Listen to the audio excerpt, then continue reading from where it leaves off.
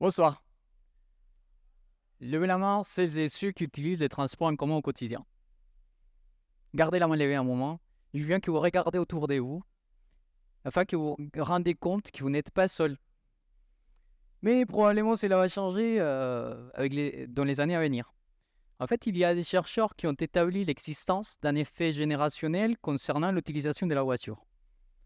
Au fur et à mesure qu'on vieillit, on devient plus accro à la voiture et on utilise donc moins les transports en commun.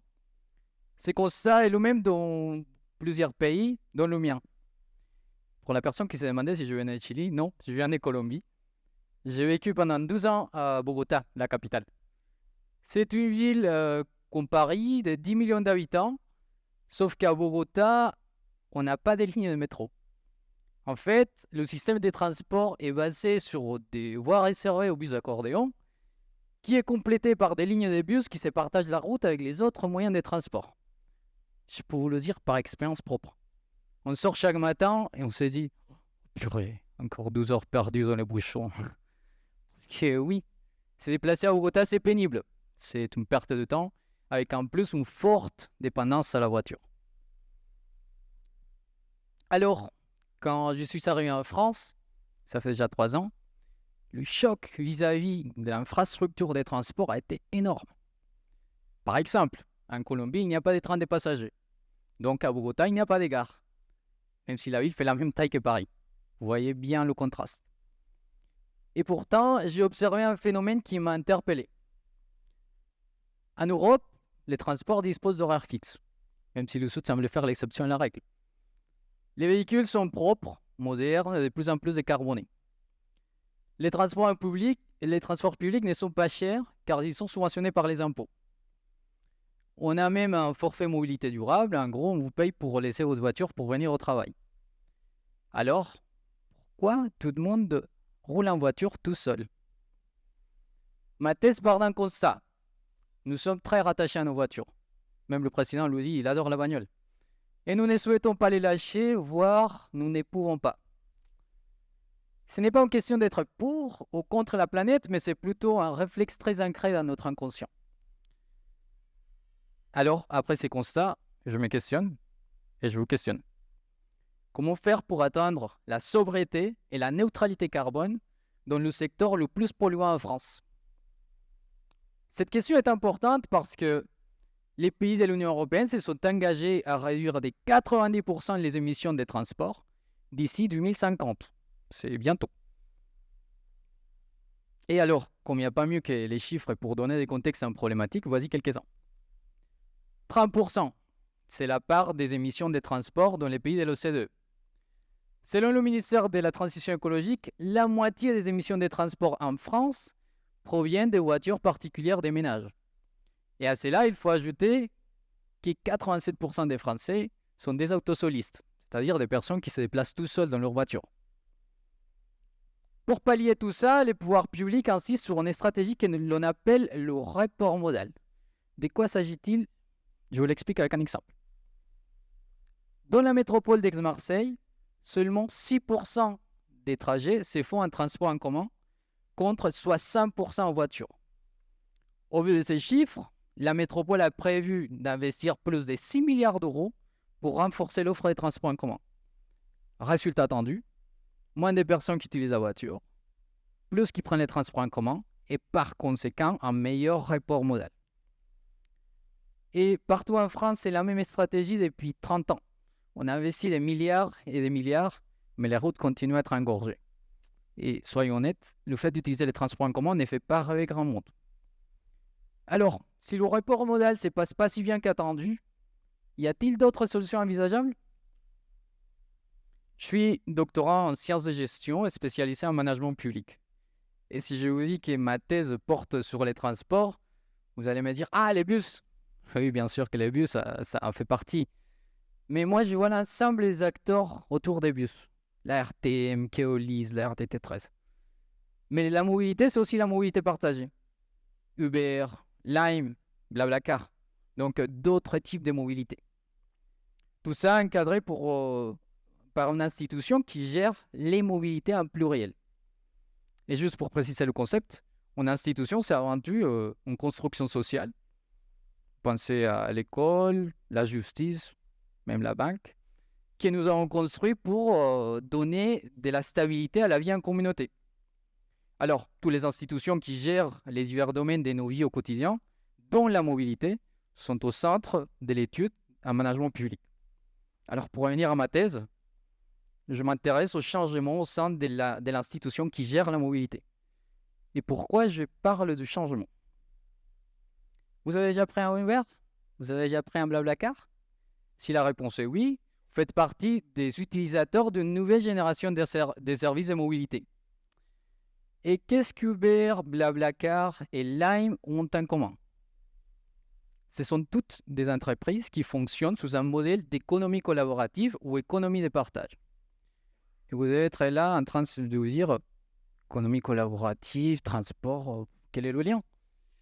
La réponse est les plateformes proposant des services tels que le covoiturage du quotidien, l'autopartage ou les véhicules en libre-service, encore trottinette, vélo ou scooter.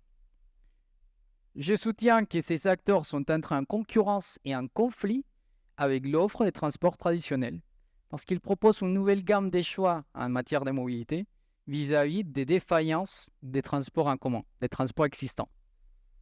Des défaillances. De quoi parlait-on? Si vous habitez en milieu rural ou périurbain, vous avez constaté qu'il y a un problème lié à la faible desserte par les transports en commun. Ou bien, vous voyez ces dernières petits bouts de trajet entre l'arrêt des métros, l'arrêt des bus et la porte du bureau ou la porte de la fac. C'est un problème que l'on appelle le problème de premier et dernier kilomètre. Vis-à-vis de ça, pourquoi ces acteurs sont entrés en concurrence? Pour répondre, je vous propose encore un autre exemple. Aujourd'hui, la plupart des élus en France sont là en train de dire on veut le covoiturage, il faut développer le covoiturage au quotidien, on veut, etc. Cependant, les managers publics qui sont en charge de la mobilité ne sont pas très convaincus, ils sont un peu plus réticents à l'idée. Et ce n'est pas capricieux en fait. Lors de mes recherches, j'ai observé que ces cadres craignent de rediriger des ressources financières vers le covoiturage. Pourquoi? Parce qu'ils anticipent deux effets. D'un côté, la diminution de l'investissement sur le développement des lignes de transport en commun, et d'un autre côté, le remplacement de ce qu'ils appellent le vrai service public pour un service des plateformes. Nous voyons bien qu'il y a une concurrence qui a été créée autour de comment on gère ces ressources financières dues à l'entrée de ces nouveaux acteurs de la mobilité partagée. Et pourquoi un conflit? Au mois d'avril dernier, on a posé la question suivante aux Parisiens. Pour ou contre les trottinettes en libre-service? Et 5 mois après, ici à Marseille, le maire a annoncé la suppression des 1500 trottinettes sans poser question à personne. Alors, si c'est si clair qu'on ne veut pas des trottinettes en libre-service, quel est le conflit? L'un des principaux problèmes des transports, qu'il s'agisse des marchandises ou des personnes, c'est le problème de premier et dernier kilomètre que j'évoquais tout à l'heure. Voici le point positif des véhicules à libre-service. Ils offrent une alternative aux utilisateurs pour rejoindre leur destination finale. Sauf que j'ai du mal à comprendre les utilisateurs qui ont pour destination finale le fond du Vieux-Port. C'est pourquoi les autorités publiques ont un conflit autour de la gestion de l'espace public et de la voirie qui se partagent avec d'autres moyens de transport, avec d'autres acteurs, cyclistes, automobilistes, piétons, etc. Effectivement, cette concurrence et ces conflits perturbent l'ordre institutionnel existant et nous mènent à réfléchir autour des solutions possibles. Je pense qu'il faut s'adapter aux nouvelles mobilités, aux nouveaux opérateurs de la mobilité partagée. Et je pense que c'est là est le rôle des managers publics en charge. Le défi est de faire converger des parties qui détiennent des logiques différentes, mais qui sont directement concernés. Administration, opérateurs, entrepreneurs et bien sûr les usagers. Ce qu'on essaye avec la thèse, c'est d'expliquer comment concilier la logique des marchés des plateformes avec celle des services publics. Et il y a des pistes pour bien mener ces changements. En fait, j'ai discuté avec un opérateur qui me disait il faut commencer à penser à développer la notion des services publics partagés. Et la tâche consiste donc à expliquer aux opérateurs de la mobilité partagée quelles sont les attentes de l'intérêt général. Il faut arrêter de croire que mettre à disposition une plateforme va résoudre les enjeux de souveraineté et de transition des villes. C'est comme croire que faire de la neige artificielle va sauver les stations de ski. Dans cette logique des collaborations et des coopérations, nous pourrions envisager que ce soit les plateformes qui fournissent l'expertise technique afin de repenser nos systèmes de déplacement. Et pour quoi faire? Pour améliorer la multimodalité et la complémentarité avec les transports publics existants. Alors, cette notion de service public partagé répond à une meilleure utilisation de tous les moyens de transport existants. L'autopartage a sa place pour les trajets périurbains et ruraux, pour compléter la faible desserte par les transports en commun. L'autopartage devrait être privilégié pour allier les centres-villes avec les pôles d'échange multimodaux, tels que les aéroports, les gares routières, les gares ferroviaires. Et les véhicules en libre-service étant une solution au problème de dernier kilomètre, c'est une offre qui doit être mieux encadrée. De quoi je parle concrètement? Le limiter à des trajets courts, inférieurs à 1 km. Réguler automatiquement la vitesse par géolocalisation et mettre des sanctions efficaces aux utilisateurs qui en font un mauvais usage. Et tout ça, c'est aujourd'hui possible, techniquement possible.